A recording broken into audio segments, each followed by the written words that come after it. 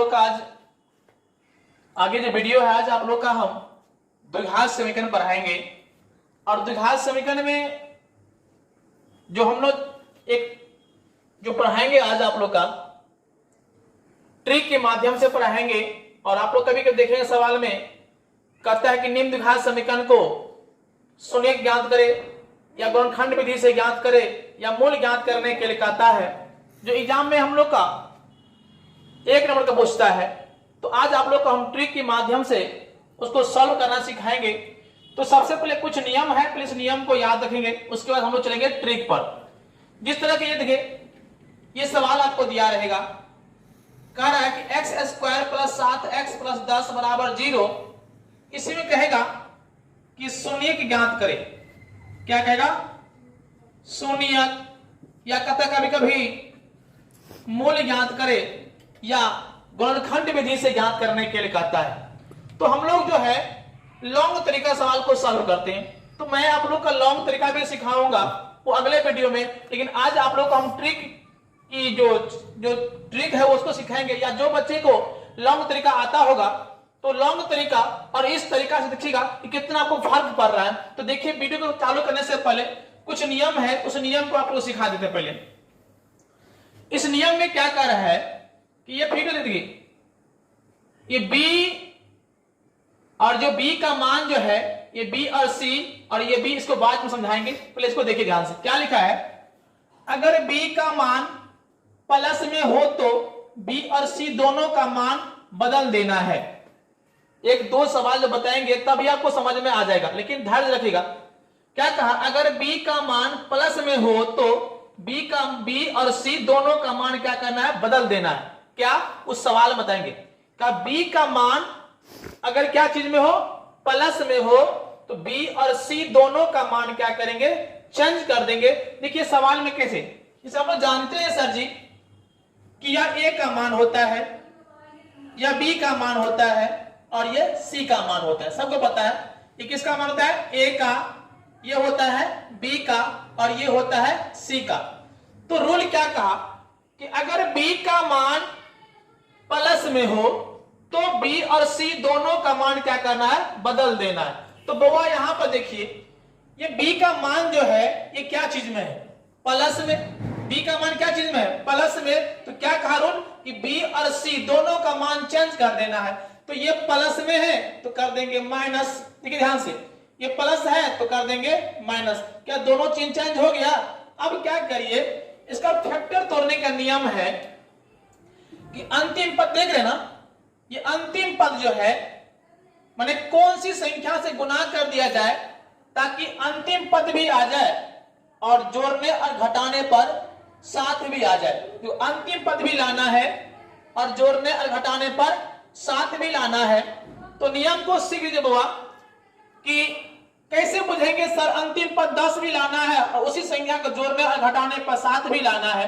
जैसे सबसे पहले कहे तो क्या करना कि 10 जो है किसके पहाड़ा में 2 बार में आता है? पहले 2 सीखना। कितने ऐसे कौन सी पहाड़ा है जिसके पहाड़ा में 10 2 बार में आता है?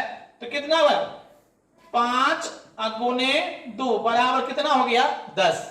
मैंने क्या कहा कि अंतिम पद जो है ऐसा कौन सा पहाड़ा है जिसके 2 बार में 10 आता है? तो 5 दूना 10, 5 और क्या है? ये 2। बस खेल खत्म हो गया। देखिए कुछ नहीं करना है, यहां 5 कर दीजिए और यहां क्या कर दीजिए? 2। यही आपका दोनों हो गया आंसर। क्या समझ में आया आप लोग का? एक बार और देखिए ध्यान से।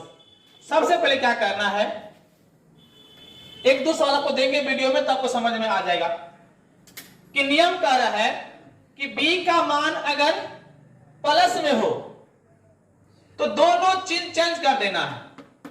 तो B का मान क्या चीज में है? प्लस में। तो ऊपर सवाल बनाने से पहले क्या करना, ये प्लस है तो कर देना माइनस, ये प्लस है तो कर देना माइनस। अब क्या मैंने सिखाया था कि अंतिम संख्या है जो 10 किसके पहाड़ा में 2 बार में 10 आता है? तो पहले आप रॉप में लिखिएगा 2 बार में 5 गुने 2, 5 दूना 10 और 5 और 2 को जोड़ेंगे तो कितना आ जाएगा? 5 अब प्लस 2 बराबर कितना? 7। नहीं आ गया बुआ? तो यही ध्यान रखना है कि 5 दूना 10 और 5 2 7। तो अब क्या करना, ये 5 यहां पर कर दीजिए और 2 को यहां कर दीजिए, यही आपका दोनों हो जाएगा आंसर। अब जहां भी देखिएगा इसका आंसर आप लॉन्ग तरीका से बना के देखिए, आपका आंसर यही आएगा। क्या समझ में आई? क्या समझ में आया कि जब b का मान प्लस में हो तो दोनों का मान चेंज कर देना, प्लस है तो माइनस, प्लस है तो माइनस। अब मैंने क्या कहा था, अंतिम को फैक्टर तोड़ना कि 10 जो है किसके पहाड़ा में, तो 5 दूनी 10, ये 5 और 2 ना है और जोड़ के भी साथ आना चाहिए, तो 5 2 7, बस 5 यहां लिख दीजिए, 2 को यहां लिख दीजिए, आपका हो जाएगा आंसर। क्या समझ में आया? इसी पे एक आप और को देते हैं, तो देखिए आप ये दूसरा सवाल देखिए आप, ये देखिए b का मान क्या चीज में है, प्लस में, क्या चीज में है, जखन b का मान प्लस है तो चेंज कैसे, ये भी चेंज माइनस में और ये भी माइनस में। आप दिमाग क्या लगाना है बाबू कि 96 जो है वो किसकी फैक्टर में आता है, और वही दो संख्या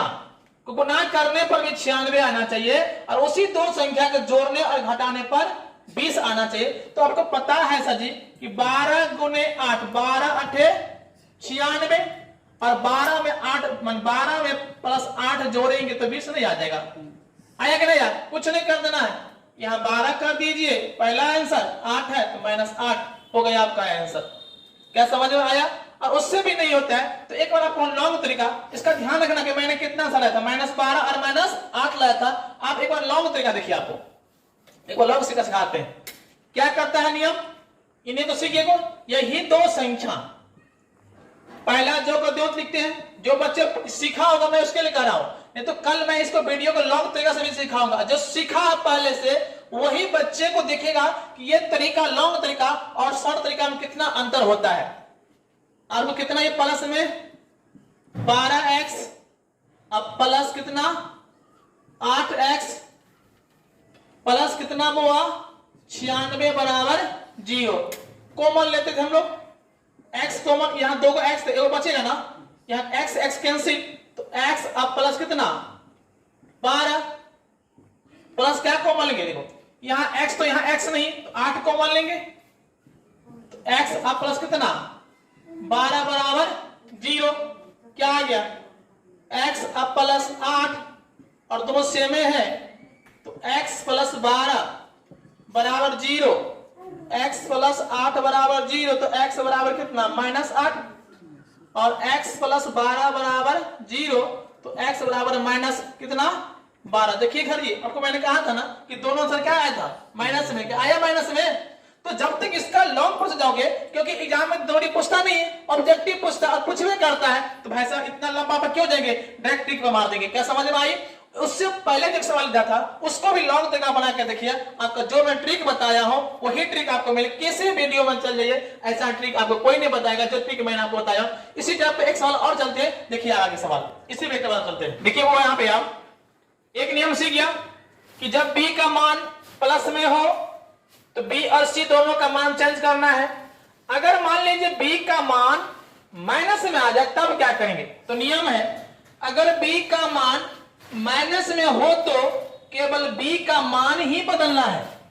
जब b का मान क्या चीज में हो, माइनस में हो, तो केवल b का मान ही बदलना है और c का मान नहीं बदलना है। समझ में आ रहा है ना?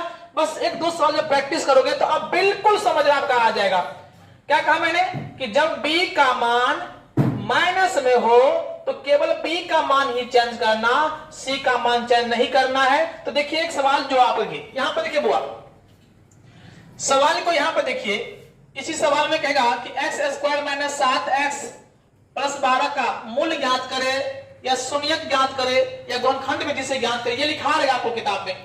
तो देखिए सवाल में क्या कर देना है, यहां पे देखिए बुआ कि ये b का मान क्या चीज में है, माइनस में। अब मैंने बताया था कि जब b का मान माइनस में हो तो सिर्फ b का मान ही चेंज करना है। तो माइनस है तो क्या करेंगे प्लस, और c का मान चेंज करना नहीं है। अब फैक्टर तोड़िए कि 60 भी लाना है और 17 भी लाना है।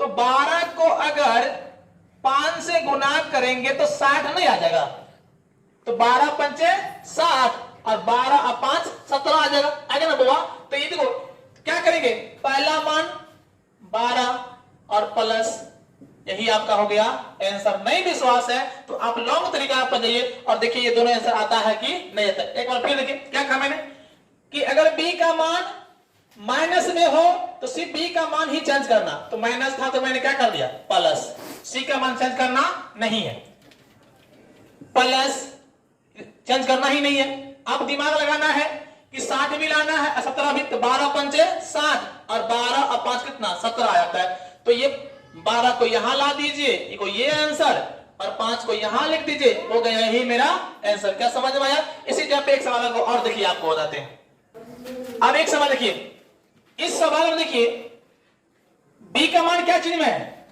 माइनस में है। तो मैंने क्या कहा था जब बी का मान माइनस में हो तो सिर्फ बी का मान चेंज करना है। तो कर देंगे प्लस और इसका मान जो करते हो रहने देंगे। अब बात आता है कि 84 भी लाना है और कितना लाना है 19 भी लाना है। तो बताइए आपको कि 12 सत्य 84, अब 12 और 7 कितना आ जाएगा 19 आ जाएगा। 12 सत्य माने 12 को 7 से गुना करेंगे तो कितना आ जाएगा 84। तो क्या करेंगे 12 को यहां लिख दीजिए और 7 को यहां लिख दीजिए, हो गया आपका आंसर। कितना सेकंड लगा? 1 सेकंड भी नहीं हो पाता और आंसर मेरा कंप्लीट। अगर उससे भी नहीं होता आप लॉन्ग तरीका पर जाइए, देखिए भाई साहब आपको कितना समय लगता है। लेकिन एग्जाम में क्या पूछता है शॉर्ट तरीका, 1 नंबर पूछता है। तो 1 नंबर खाते हम लॉन्ग पे क्यों जाएंगे, इस शॉर्ट पे क्यों ना चल जाएंगे? क्या समझ में आया? बहुत बच्चा के मन में आएगा सर जी मान लीजिए दोनों माइनस में है, दोनों क्या चीज में है माइनस में है, तो कोई बात नहीं है सर जी, ये माइनस में है इसको प्लस में कर देंगे और माइनस वाले को चेंज नहीं करना है। इसी पे एक सवाल आपको और देते देखिए सवाल पे, ये समझ में आया आप लोग का? आगे भी देखिए। तो आप हमको आगे नहीं देखना है, हमको सिर्फ बी का मान देखना है कि बी का मान क्या चीज में है माइनस में है ना, तो सिर्फ बी का मान चेंज करना है। तो माइनस तो क्या चीज प्लस, और इसको जैसा है वैसा ही माइनस है तो माइनस से करेंगे। अब बात आती है कि 10 भी लाना है और 3 भी लाना है। 5 दूनी 10, अब 5 में से 2 गया तो 3 नहीं आ जाएगा। क्या है वैसे 5 को 2 से गुना करेंगे 10 नहीं आएगा, और 5 में से 2 हटा देंगे तो -3 नहीं आ जाएगा। तो इसको नहीं करना आप लोग, बस ये दिमाग लगाना है कि 5 दूनी 10, अब 5 में से 2 गया तो 3 आ जाएगा। बस इस 5 को उठाओ यहां पर डालो, ये 2 है तो यहां पर 2, यही मेरा हो जाएगा आंसर। तो आपके ऑप्शन में लिखा रहेगा 5 -2, या कभी -2 होता है तो 5, लेकिन सवाल है क्या चीज में, ये प्लस तो प्लस है, माइनस तो माइनस, यही मेरा हो गया आंसर। क्या समझ में आया? तो अब आपको क्या करते हैं, मैं 4-5 सवाल देता हूं और आप लोग क्या करिएगा इस सवाल को आंसर कमेंट के माध्यम से क्या करना आप लोग भेज देना। तो मैं 5 को सवाल आपको देता हूं इसी टाइप पे, तो आप लोग बना के लाना है। एक बार आपको फिर बताता हूं, ध्यान सुना। क्या करना, जब b का मान प्लस में हो, बस b को खोजना है, b का मान क्या हो प्लस में हो, तो b और c दोनों का मान चेंज कर देना। समझ में आया बुआ?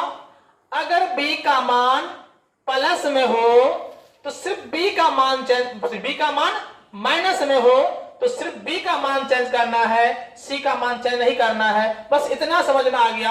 बस जहां पे दिक्कत हो तो मेरे वीडियो को रुका के एक बार देखिएगा, 2-4 सवाल जब बना लीजिएगा तो उसमें उम्मीद करता हूं कि इससे बेहतरीन वीडियो आपको कहीं नहीं मिल सकता है। ऐसा ट्रिक आपको कोई नहीं सिखा सकता। लेकिन वही बात है बाबू कि जब तक आप प्रैक्टिस नहीं करो शुरू में आपको यह परेशानी करता है, क्योंकि छोट चीज जल्दी याद नहीं रहता। लेकिन जब हम लोग प्रैक्टिस कर लेंगे तो हम लोग एग्जाम में इस तरह के सवाल को 1 सेकंड होने में भी नहीं देंगे और आंसर क्या करेंगे निकाल देंगे। तो अगर सवाल को सीखे होंगे तो मेरे वीडियो को लाइक करिएगा, सब्सक्राइब कर दीजिएगा और ये वीडियो को आगे फैलाइए ताकि बच्चे को समझ में आए कि ट्रिक क्या होता है। तो आपको 5 सवाल देते हैं और देखते हैं कितने बच्चे मेरे वीडियो को समझ में आया। जो समझा होगा वही लाइक करेगा, सब्सक्राइब करेगा और इसका कमेंट में क्या आंसर आता है वो कमेंट के माध्यम से आप लोग आंसर दे दीजिएगा। तो इसको नहीं भूलिएगा, यही आपका मेन पॉइंट है। और आज जाइए इसको लिख लीजिएगा ध्यान से, और इसी पे आप लोग देखिए मैं 6 सवाल आपको दिया हूं, ये 6 सवाल।